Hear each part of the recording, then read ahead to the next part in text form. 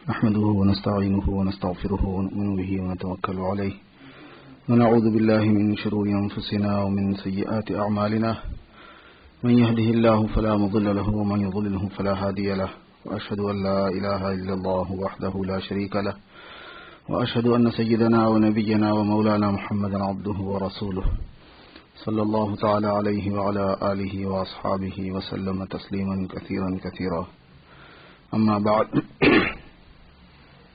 برادران اسلام، جو ساتھی ہمارے ساتھ بہت سالوں سے اٹھتے بیٹھتے ہیں، سنتے ہیں، تو ان کو میں نے تھوڑا سا یہ کام لگایا ہے کہ میرے آنے سے 15 منٹ پہلے باری باری سے کچھ بولا کرو، کیونکہ اس سے فائدہ ہوتا ہے سب کو، اپنے کو بھی. تو اس لیے اس میں بہتوں کی باری آئے گی، صرف ایک کی نہیں. ہمارے ساتھی جو ہے وہ اللہ پاک کے ذکر کی کثرت کے بارے میں اور اللہ پاک کے ذکر کی اہمیت کے بارے میں توجہ دلا رہے تھے. ہر انسان کے جسم کے اعتبار سے 3 چیزیں بنیادی ہیں، ایک اس کا دل، اور ایک اس کی زبان، اور ایک اس کا پورا جسم بے اعتبار اعمال کے. یہ اہمیت جو ہے وہ اعمال کے اعتبار سے ہے. حضور اکرم صلی اللہ علیہ وسلم نے جو ارشاد فرمایا کہ ایمان کی 77 شاخیں ہیں، برانچز ہیں. الایمان بضع و 70 شعبۃ. ایمان کی 77 شاخیں ہیں.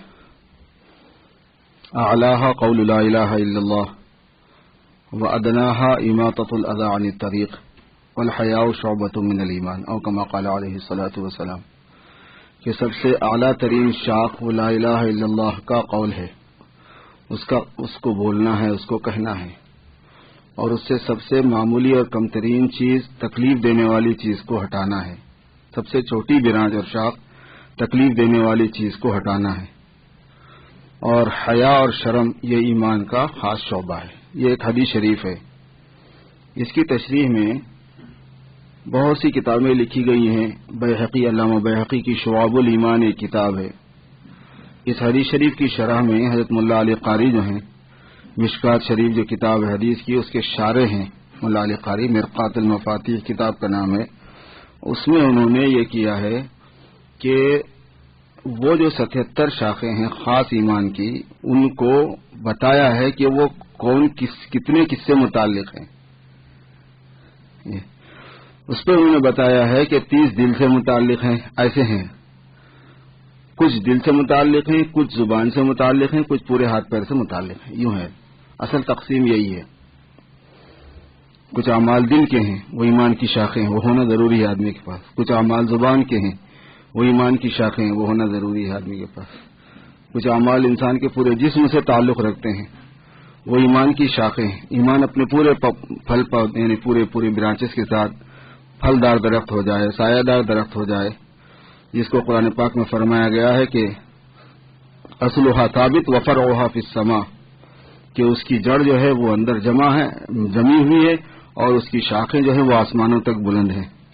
تؤتی اکلها کل حین باذن ربها، اپنے پھل وہ ہر وقت دیتا رہتا ہے اپنے پروردگار کے حکم سے. ایمان کلمہ طیبہ کی مثال بیان کی گئی. مثل کلمۃ طیبۃ کشجرۃ طیبۃ اصلها ثابت وفرعها فی السماء تؤتی اکلها کل حین باذن ربها. کلمہ طیبہ کی مثال ایک شجر طیبہ کی ہے، پاکیزہ بہترین اچھے درخت کی ہے، کہ اس کی جڑیں خوب اچھی جمی ہوئی ہوں اندر کو، اور اس کی شاخیں آسمانوں میں جا رہی ہوں، اور وہ اپنے پھل ہر وقت دیتا رہتا ہے اپنے رب کے حکم سے. ایمان جو ہے وہ انسان کے لیے درخت کی طرح ہے، اور وہ اپنے شاخوں کے ساتھ اگر ہوتا ہے تو ہر وقت، ہر آن، ہر سیکنڈ وہ پھل دیتا ہی رہتا ہے اپنے پڑھنے والے کو. کیونکہ ایمان خود ایک عمل ہے. اب اس کا ظاہر ہے کہ نفع آدمی کو ہوتا ہی رہتا ہے. اب ایمان کے اندر نماز بھی آ گئی، روزہ بھی آ گیا، زکوٰۃ بھی، حج بھی، صدقات بھی، خیرات بھی، امر بالمعروف بھی، نہی عن المنکر بھی، ساری چیزیں آتی چلی جاتی. تؤتی اکلها کل حین، اس کے پھل ہر وقت آتے ہی رہتے ہیں. اس لیے ایمان والا مصیبت میں ہے تو ذخیرہ اندوزی کر رہا ہے، جما رہا اپنے آخرت کے لیے. نعمت میں ہے تو کما رہا ہے، بول رہا ہے تو نیکیاں کما رہا ہے، سن رہا ہے تو نیکیاں کما رہا ہے، کما رہا ہے تو نیکیاں کما رہا ہے، خرچ کر رہا ہے تو اتی اکلھا کل حین، اس کا مصداق ہے کہ اس کے پھل تو ہر وقت آتے ہی رہتے ہیں۔ ایمان کے ساتھ جب عمل ہوتا رہتا ہے تو اللہ پاک اس کا پھل اس کو عطا فرماتے ہی رہتے ہیں۔ اس میں میرے دوستو، جیسا کہ ابھی ہمارے بھائی ذکر کر رہے تھے، زبان کے معاملے میں یہ ہمارے جسم کے اللہ تبارک و تعالیٰ نے عضو کی حیثیت سے رکھا ہے، ایک خصوصیات بڑی عجیب ہیں اس کی۔ میرے ذہن میں ابھی یہی بات آئی کہ مجھے پتا تھا کہ انہوں نے کیا مضمون اختیار کیا بولنے کے لیے، اس لیے میں نے بھی اپنے لیے اسی کو چن لیا۔ اس کا تھوڑا تفصیل سے مذاکرہ کروں۔ آفات اللسان، حضرت امام غزالی رحمۃ اللہ علیہ نے جو ذکر فرمائی ہیں، انہوں نے یہ فرمایا ہے کہ بہت سے اعمال اچھے جو ہیں جیسے زبان سے متعلق ہیں، بہت سے اعمال برے وہ بھی زبان سے متعلق ہیں، اور ذرا سی غفلت سے بڑے بڑے گناہ کبیرہ آدمی اپنی زبان سے کر ڈالتا ہے۔ نہ اس میں محنت ہے، نہ اس میں پیسہ خرچ ہوتا ہے، نہ اس میں تکان ہوتی ہے، اور چٹخارے الگ ہیں، لذت الگ ہے، زبان کا مزہ الگ ہے، آدمی لطف لیتا ہے۔ تو اس کی وجہ سے جو اعمال کرنے کے ہیں وہ ان سے غفلت ہو جاتی ہے، جو نہیں کرنے والے اعمال ہیں ان میں ابتلا ہو جاتا ہے۔ وہ 20 ذکر کیے ہیں حضرت امام غزالی رحمۃ اللہ علیہ نے، جس کا مطلب انہوں نے یہ بتایا ہے کہ 20 گناہ آدمی کی زبان سے متعلق ہیں، اگر اس نے غفلت کی تو ان میں سے کسی نہ کسی میں پڑ جائے گا، اور اکثر اس میں سے گناہ کبیرہ ہیں، کچھ اس میں صغیرہ ہیں، اکثر گناہ کبیرہ ہیں۔ اگر گناہ کبیرہ ہوتا ہے تو پھر توبہ کے بغیر وہ معاف نہیں ہوتا، بغیر توبہ کے وہ معاف نہیں ہوا کرتا، عام دوسرے اعمال کی وجہ سے معاف نہیں ہو جاتا۔ اور بغیر توبہ کے اگر کوئی آدمی اس دنیا سے چلا جاتا ہے اور کبیرہ گناہ ہے تو وہ بہت رسک میں ہوتا ہے، کیونکہ غالب گمان اس کے گناہوں کی سزا اس کو ملنے کا رہے گا۔ اللہ تبارک و تعالیٰ اپنی خاص رحمت سے، فضل سے معاف فرما دیں وہ بھی ہے، اور پکڑ لیں وہ بھی ہے۔ انشاء عفا عنہ و انشاء عذبہ، حدیث شریف میں آتا ہے اللہ چاہیں گے تو معاف کر دیں گے اور اللہ چاہیں گے تو عذاب دیں گے۔ شرک کے علاوہ جتنے گناہ ہیں ان کے بارے میں اللہ تبارک و تعالیٰ نے یہ بات فرمائی، لیکن ضابطہ یہ قرآن پاک میں بیان فرمایا گیا کہ ان تجتنبوا کبائر ما تنہون عنہ نکفر عنکم سیئاتکم، اگر بڑے گناہوں سے تم بچنے کا اہتمام کر لو تو چھوٹے ہم معاف کر دیں گے، اور اگر بڑے گناہوں سے بچنے کا اہتمام نہیں کرو گے تو چھوٹے بھی معاف نہیں ہوں گے۔ ایک تحقیق یہ ہے، اور دوسری تحقیق یہ ہے کہ چھوٹے تو معاف ہو جائیں گے لیکن بڑے معاف نہیں ہوں گے، اور معاف نہیں ہونے کا مطلب مواخذہ ہے۔ حتیٰ کہ علماء نے یہاں تک فرمایا ہے کہ کسی عمل کا حساب ہو جانا بھی عذاب کی قسم ہے۔ حساب کے بعد سزا ہونا ہی عذاب نہیں ہے، بلکہ حساب ہو جانا بھی عذاب کی قسم ہے، کیونکہ اللہ تعالیٰ کے سامنے کھڑے ہو کے حساب دینا بھی ایک عذاب ہی ہے، سزا ہی کی شکل ہے وہ۔ اسی لیے حدیث شریف میں آتا ہے کہ من نوقش ہلک، قرآن پاک میں جو آتا ہے کہ آسان حساب لیا جائے گا اس سے جس کے نام اعمال دائیں ہاتھ میں ہوں گے۔ تو حضرت عائشہ رضی اللہ تعالیٰ عنہا نے حضور صلی اللہ علیہ وسلم سے عرض کیا کہ اس کا کیا مطلب ہے، تو آپ نے فرمایا کہ یہ عرض الحساب، آسان حساب کا مطلب ہے حساب کو بندے پر پیش کر دینا کہ دیکھ لو تمہارے نام اعمال یہ ہے، ذرا ایک نظر اس پہ ڈال لو۔ اگر اللہ پاک نے اس میں لما اور کیوں اور کیسے شروع فرما دیا تو فرمایا کہ جس کے ساتھ نوقشہ یعنی جس سے سوال پوچھ گچھ شروع ہو گئی وہ ہلاک ہو جائے گا۔ تو ان آفات اللسان میں سے ایک اہم آفت میں کوشش کروں گا کہ جمعہ واری بنیادوں پر ان کی تفصیل اور ان کے سلسلے میں مذاکرہ ہو تاکہ ہمارے اندر اصلاحی پہلو آتے رہیں۔ اخلاقیات کا تفصیلی مذاکرہ کرنا ہوتا ہے، اچھے اخلاق ہوں تو وہ بھی ایک چیز ہوتی ہے، لیکن تفصیل سامنے آ جانے سے بہت فائدے دیکھے گئے ہیں اس سے پہلے بھی۔ آفات اللسان میں سے ایک لسان جو مصیبت ہے زبان کی وہ ہے لا یعنی، ایسی بات جس کی ضرورت نہ دین کے اعتبار سے ہے نہ دنیا کے اعتبار سے ہے،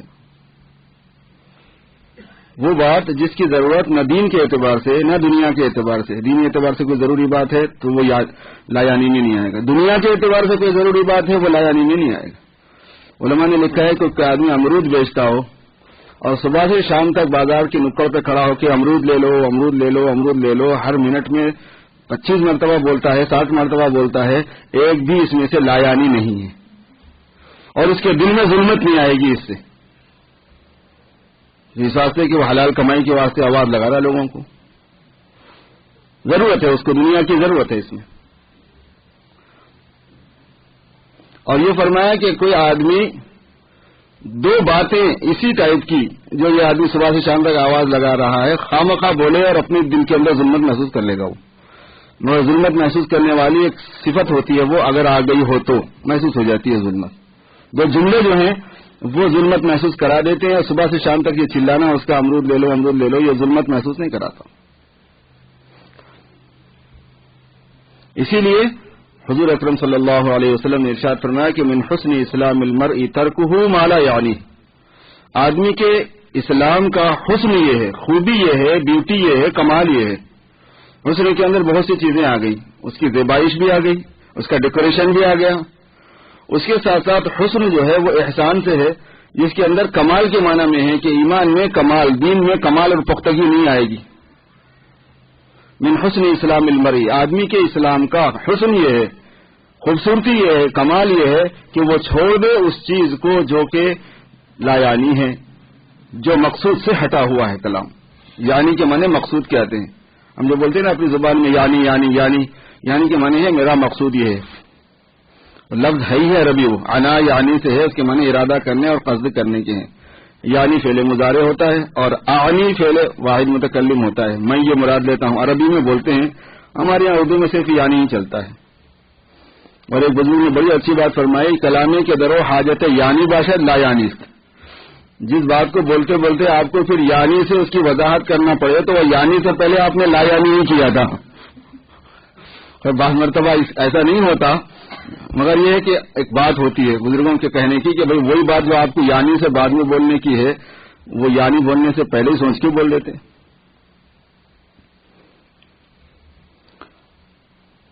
قرآن پاک میں اسی لیے فرمایا گیا ہے کہ جب بھی کوئی تکلم آدمی کرتا ہے اپنی زبان سے تو اس کے پاس ایک نگران محفوظ ہے اور اس کو لکھ لیتا ہے. ما یلفظ من قول الا لدیہ رقیب عتید. کرامن کاتبین یعلمون ما تفعلون. یہ کرامن کاتبین جو ہیں وہ جب جانتے ہیں جو تم کرتے ہو اور وہ سب لکھتے رہتے ہیں. اور خاص طور پر تلفظ جو ہمارا ہے زبان سے نکلنے والی چیزیں وہ تو ضرور ہی جو ہے نا وہ لکھی جاتی ہے. اس لیے آپ صلی اللہ علیہ وسلم نے خاموشی کی فضیلت بیان فرمائی. لا یعنی سے بچنے کا طریقہ صمت اور خاموشی ہے. من سکت سلیمہ و من سلیمہ نجا. جس نے خاموشی اختیار کی وہ سلامتی میں رہا اور وہ سلامتی میں رہا وہ نجات پا گیا. امر بالمعروف ہے، نہی عن المنکر ہے، قرآن پاک کی تلاوت ہے، صدقے کی ترغیب ہے، بھلائی کی باتیں ہیں، یہ سب یعنی میں آئیں گے کیونکہ دنیاوی دینی اعتبار سے ضرورت ہے اس کی. بچوں کی تعلیم ہے، تربیت ہے، بچوں کو سمجھانا بجھانا ہے، ان کو ڈانٹ ڈپٹ کرنا ہے موقع پڑنے پر، یہ سب یعنی میں آئیں گے. بیوی کا شوہر سے بات کرنا ہے، شوہر کا بیوی سے بات چیت کرنا ہے، اس کی دلجوئی کرنا ہے، حتیٰ کہ اس کے ساتھ میں ہنسی مذاق بھی کرنا ہے. یہ سب یعنی میں آئے گا کیونکہ مقصود ہے. کسی کا دل لگانا مقصود ہے، کسی کی دلجوئی مقصود ہے، کھانے پینے کی چیز ہے، خریدنے بیچنے کی چیز ہے. لیکن اس کے علاوہ بہت سی چیزیں ہوتی ہیں کہ جس میں آدمی کی بات میں لا یعنی پن ہوتا. ادھر سے راستہ ادھر سے رکھا ہوا ہے تاکہ ادھر کا بھی استعمال ہو سکے، ادھر کا بھی. دو طرف ہیں طہارت خانے، ادھر بھی ہیں ادھر بھی ہیں.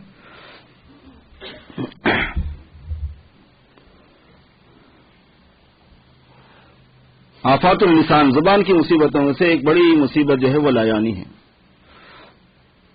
اس سے ملتی جلتی ہی مصیبت جو ہے وہ کثرت کلام ہے، زیادہ بولنے کی عادت. بعض آدمی اپنی بات کو مختصر بات میں عرض کر سکتا ہے لیکن وہ بولا جا رہا بولا جا رہا بولا جا رہا بولا جا رہا ہے. مردوں میں بھی ہوتی ہے یہ بات لیکن عورتوں میں بہت لاجواب ہوتی ہے، بہت کثرت سے پائی جانے والی ہوتی ہے یہ بیماری. طول کلام، لمبی بات. وہ کل ہی ہمارے ساتھی دوست کہہ رہے تھے کہ وہ ان کی خالہ آئی ان کی امی کے پاس، کہنے لگی میرے پاس ٹائم نہیں ہے، دروازے میں دو بات کرنے کے لیے آئی ہوں. اور کم از کم 1.25 گھنٹہ دونوں بات کرتے رہے دروازے میں کھڑے ہوئے. کہنے لگے اندر آنے کا ٹائم نہیں ہے، میں جلدی میں ہوں، ذرا میں دو بات کر کے جانے کے لیے آئی ہوئی ہوں. دروازے میں کھڑی ہوئی بات کرتی رہی اور 1.25 گھنٹہ اس میں گزر گیا. کثرت کلام، کلام کی زیادتی جو ہے وہ کلام کی فضول کو شامل ہو جاتی ہے، لغو کو شامل ہو جاتی ہے، اور فضول کلام جو ہے وہ پھر لا یعنی میں آ جاتا ہے. آپ اس کی اہمیت کا اندازہ کچھ باتوں سے کیجیے. ایک صحابی میدان جنگ میں لڑ رہے تھے اور حالت یہ تھی کہ پیٹ پر پتھر باندھے ہوئے تھے اور نوبت یہاں تک پہنچی کہ وہ شہید ہو گئے. جنگ میں پیٹ پہ پتھر باندھ کے جنگ کرنا اور شہید ہو جانا. جب وہ شہید ہو گئے تو دوسرے صحابی نے، ان کے دوست نے کہا کہ تجھے جنت مبارک ہو. آپ صلی اللہ علیہ وسلم نے فرمایا کہ کوئی گارنٹی نہیں ہے، کیا پتا یہ فضول باتیں کرنے کا عادی ہو، کیا پتا کہ یہ لا یعنی کا عادی ہو. ہمارے پاس تو بہت معمولی چیز ہے یہ، لیکن زبان رسالت سے یہ الفاظ ادا ہو رہے ہیں، یہ مفہوم ادا ہو رہا ہے. اگر اس کی عادت ہوگی تو اس کا حساب دینا پڑے گا، اور حساب دینا بھی عذاب کی ایک قسم ہے، اور بغیر حساب کے جنت میں جانے کے لیے یہ بھی ہے کہ یہ بات نہ پائی جائے، کیونکہ شہید کے لیے اصل چیز یہ ہے کہ بغیر حساب کے جنت میں چلا جائے گا، اس سے کوئی مواخذہ نہیں ہوگا. لیکن مواخذے کا کوئی کام اس نے اگر کیا ہوگا تو پھر تو مواخذہ ہوگا، اس سے مواخذہ ہونا خود رکاوٹ ہے. آپ نے فرمایا کہ کیا پتا اس نے لایانی بات کی ہوگی، فضول بات کرنے کا عادی رہا ہوگا. ایک مرتبہ حضرت کعب رضی اللہ تعالیٰ عنہ بیمار ہو گئے. حضور صلی اللہ علیہ وسلم نے پوچھا کعب کہاں ہے؟ تو کئی لوگوں نے کہا کہ نہیں آئے. تو آپ سمجھ گئے کہ طبیعت خراب ہے تبھی نہیں آئے، میراج پرسی کے لیے چلے گئے. آپ صلی اللہ علیہ وسلم دروازے پر پہنچے تو ان کی عیادت کے اعتبار سے آپ نے ابشر، خوشخبری لے لو. تو ان کی امی یہ سمجھ گئی کہ آپ صلی اللہ علیہ وسلم جنت کی خوشخبری دے رہے ہیں اپنے بیٹے کو. تو انہوں نے کہا کہ کعب حضور نے تمہارے لیے جنت کی خوشخبری دی ہے، تم جنت کی خوشخبری لے لو. تو حضور پاک صلی اللہ علیہ وسلم نے حضرت کعب کی امی سے فرمایا کہ یہ بات نہیں ہے، اللہ تبارک و تعالیٰ پر حکم سے چلانا ہے یہ تو کہ یہ جنتی ہو گیا ہے. کیا پتا بیکار بات کرنے کی عادت ہو کسی کو، فضول بات کرنے کی عادت ہو اس کو، تو تب وہ سیدھا جنت میں نہیں جائے گا. اصل یہ ہے کہ جو معاملہ حساب کا ہے میرے بزرگوں، وہ چیز ایسی ہے کہ زبان پر حساب ہے، زبان سے نکلنے والی باتوں پر حساب ہے. اسی لیے آخرت کے مواخذے سے بچنے کے لیے بولنے سے پہلے سوچنا ہے، یا بولنا ضروری ہے نہیں بولنا ضروری ہے. نہیں ہے تو خاموش رہو. خاموشی معنی دارت کے در گفتن نمی آیت. خاموشی میں وہ بات ہے کہ بولنے میں نہیں ہے. اس کا مطلب یہ ہے کہ بغیر بولے کے آدمی بہت کچھ بول دیتا ہے بعض مرتبہ. اور ایک بات یہ ہے کہ اتنی خوبیاں ہیں کہ وہ بیان میں نہیں آ سکتی. آپ صلی اللہ علیہ وسلم نے اسی لیے فرمایا کیونکہ اس میں تکان نہیں ہے، اس میں ہڈی نہیں ہے، اس میں رکاوٹ نہیں ہے، اس میں جو ہے کوئی خرچہ نہیں ہے، بس بولا جاتا ہے، آدمی بولا جاتا ہے. اہمیت کا اندازہ نہیں ہے کہ اس سے نکلنے والے عمل کی قیمت کیا ہے. نکاح کا ایک لفظ آدمی بولتا ہے، شادی ہو جاتی ہے. طلاق کا ایک لفظ آدمی بولتا ہے، ایک رشتہ حرام ہو جاتا ہے. کلمہ ایک آدمی پڑھتا ہے، 70 سال کا کفر دھل جاتا ہے. ایک لفظ ہے بس زبان کا، سیکنڈوں میں ادا ہونے والی چیز ہے. کفر کا کلمہ آدمی کی زبان سے نکل جاتا ہے، 70 سال کا ایمان ضائع ہو جاتا ہے. نماز، روزہ، صدقہ، زکوٰۃ ساری چیزیں ضائع ہو جاتی ہیں. کوئی ایک کلمہ زبان سے نکلا کفر کا. خرید و فروخت کا معاملہ آدمی کرتا ہے کہ میں نے یہ تجھے بیچا، میں نے یہ تجھ سے خریدا، 25 سال سے ذخیرہ کیا ہوا پیسہ وہ دے دینا پڑتا ہے. 25,000 کا کاروبار کیا، 50,000 کا کیا، 10 لاکھ کا کیا، 1 ملین کا کیا، 2 ملین کا کیا، تو وہ 2 ملین جمع کیے تھے وہ دے دینے پڑیں گے نہیں دے دینے پڑیں گے. اس نے جو مکان بنایا تھا، دکان بنائی تھی، جو کچھ بھی بنائی تھی محنت کر کے، وہ ایک لفظ میں ادھر سے ادھر چینج ہو جاتی ہے. جیسے دنیاوی اعتبار سے یہ اثرات ہیں اور یہ تاثیر ہے اس میں کہ دیکھنے میں وہ لفظ تھوڑا ہے، کام تھوڑا ہے، لیکن اثرات اس کے بہت حاوی ہیں. ایسے حضور پاک صلی اللہ علیہ وسلم نے فرمایا کہ سبحان اللہ نصف المیزان، سبحان اللہ جو ہے وہ میزان کے آدھے کو ثواب سے بھر دیتا ہے. والحمدللہ تملؤہ وقال تملؤ ما بین السماء والارض، اور الحمدللہ بھر دیتا ہے اس میزان کو، ترازو کو جس میں اعمال تولے جائیں گے. یا آپ نے یہ فرمایا اور یا یہ فرمایا کہ آسمان و زمین کے خلا کو بھر دیتا ہے. اتنا ثواب صرف سبحان اللہ اور الحمدللہ میں ہے. ہمیں نہیں معلوم کہ اللہ نے لا الہ الا اللہ میں، سبحان اللہ الحمدللہ میں، اللہ اکبر میں، استغفر اللہ العظیم میں اللہم صلی علی سیدنا محمد وعلی آل سیدنا محمد نے صلی اللہ علیہ وسلم کس کس جملے میں کیا کیا قیمت رکھی ہے، کیا اس کا ثواب ہے، کتنا اس کا وزن ہے، اور جو کلمات ہم فضول بولتے ہیں اس میں کیا قیمت ہے، اس میں کیا نقصان ہے، اس کا اندازہ نہیں ہے۔ لایانی اور فضول میں جو سب سے بڑی خرابی لازم آتی ہے، حدیث شریف میں آتا ہے کہ بندے سے ایک کلمہ نکلتا ہے اور اس کو اندازہ نہیں ہوتا کہ وہ اللہ تعالیٰ کی خوشنودی سے تعلق رکھتا تھا، اور اس کے لیے جنت لکھ دی جاتی ہے، اور اس کو کوئی پرواہ نہیں ہوتی کہ اس نے وہ لفظ جو بولا تھا اس کی کیا اہمیت اس کے پاس ہے، کیونکہ وہ نہیں جانتا اس کی اہمیت کو۔ اور دوسرا پہلو یہ ہے کہ بعض مرتبہ ایک آدمی بات کر رہا ہوتا ہے اور وہ بات اللہ تبارک و تعالیٰ کی ناراضگی سے تعلق رکھتی ہے، بندے کو اندازہ ہی نہیں ہوتا کہ اس میں کوئی ناراضگی کی بھی بات ہوگی، لیکن اس میں اتنا اثر ہوتا ہے کہ اس کا جہنمی ہونا لکھ دیا جاتا ہے، طے کر دیا جاتا ہے اس لفظ کی بنیاد پر کہ بھئی یہ جہنمی ہے، اسے جہنمی پھینکو، اندازہ لگائیے۔ اس لیے زبان کی جو آفتیں ہیں جب تک ہم ان سے بچیں گے نہیں، ہمارے زبان کے ذریعے سے فائدے حاصل کرنے والا جو عمل ہے وہ صحیح نہیں ہوتا۔ قاعدہ ایک یہ ہے میرے بزرگوں کہ جو کام ہمارے ہوتے ہیں یا فائدہ حاصل کرنے کے لیے ہوتے ہیں یا نقصان سے بچنے کے لیے ہوتے ہیں، جتنی نیکیاں ہیں وہ فائدہ حاصل کرنے کے لیے ہیں، جتنے گناہ ہیں وہ نقصان سے بچنے کے لیے ہیں۔ اصول یہ ہے کہ پہلے نقصان سے بچنا جو ہے نا یہ مقدم ہوتا ہے فائدہ حاصل کرنے پر۔ جب آپ کے راس المال میں اصل سرمایہ میں کمی نہیں ہوگی، نقصان نہیں ہوگا تو ہی فائدہ آتا ہے۔ سب سے پہلے آپ یہ دیکھتے ہیں کہ جو میرا کیپٹل ہے وہ ضائع نہ ہو، اس کے بعد یہ کہ کتنا بن سکتا ہے زیادہ سے زیادہ۔ دفع مضرت جو ہے نقصان کا دور کرنا یہ مقدم ہوتا ہے، اسی لیے گناہ سے بچنا یہ مقدم ہے نیکیوں کے مقابلے میں۔ بہت سی نیکیاں کر رہا بندہ، اس کے اندر دو چار گناہ بھی کر لیتا ہے، تو یہ نہیں ہوگا وہاں پر کہ بھائی یہ دو چار ہی گناہ کرتا ہے، بڑا نیک آدمی ہے۔ جب آپ کا ریکارڈ نکالا جاتا ہے پولیس کا، انویسٹیگیشن ہوتی ہے، کچھ ہوتا ہے، تو روزانہ کیا کیا کرے یہ حساب ہوتا ہے، یہ کسی وقت کیا کرے یہ دیکھا جاتا ہے۔ انویسٹیگیشن میں کیا ہوتا ہے، شادی بیاہ کے ریکارڈ میں کیا ہوتا ہے، رشتہ آیا ہے لڑکے کی طرف اور انفارمیشن حاصل کر رہے ہیں، لڑکے کے بارے میں معلومات کرنا ہے کہ لڑکا کیسا ہے کیا ہے، تو کیا روزانہ کیا کر رہے وہ دیکھتے نہیں، کبھی اس کے اندر کوئی رانگ وہ تو نہیں، گڑبڑ تو نہیں ہے، اس نے کوئی گڑبڑ تو نہیں کی۔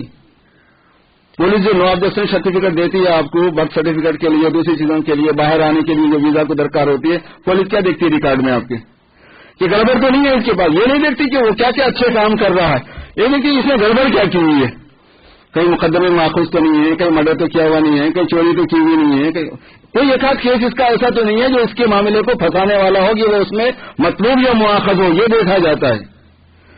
ایسے ہی آخرت کے معاملے میں بھی ہے کہ یہ دیکھا جائے گا کہ اس نے گڑبڑ کہاں کی ہے، پہلے اس کو دیکھا جائے گا، پھر اس کے بعد میں دوسرے اعمال لیے جائیں گے۔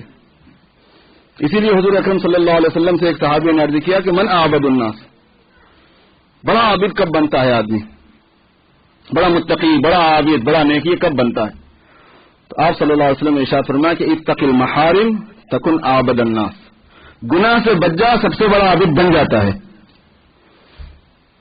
یہ نہیں فرمایا آپ نے کہ تو بہت تہجد گزار ہو جا، قرآن پاک کی تلاوت میں لگ جا صبح سے شام تک، تسبیح تیرے ہاتھ میں پھرتے رہنی چاہیے، بلکہ گلے میں بھی پڑ جانی چاہیے، اور یہ ہو وہ ہو، یہ سب نہیں فرمایا۔ آپ نے فرمایا اتق المحارم تکن اعبد الناس، حرام سے بچ جا سب سے بڑا عابد تو ہو جائے گا، کیونکہ جب ریکارڈ کلیئر ہوگا، حرام نہیں ہونے کی وجہ سے ریکارڈ کلیئر ہوگا، آدمی سیف ہے۔ اب یہ کہ بڑے مرتبے چھوٹے مرتبے الگ ہوتے ہیں، آدمی تو دوسری سائڈ میں آ گیا نا، نو آبجیکشن سرٹیفکیٹ لگ گیا نا اس کو، یہ ہے وہ چیز۔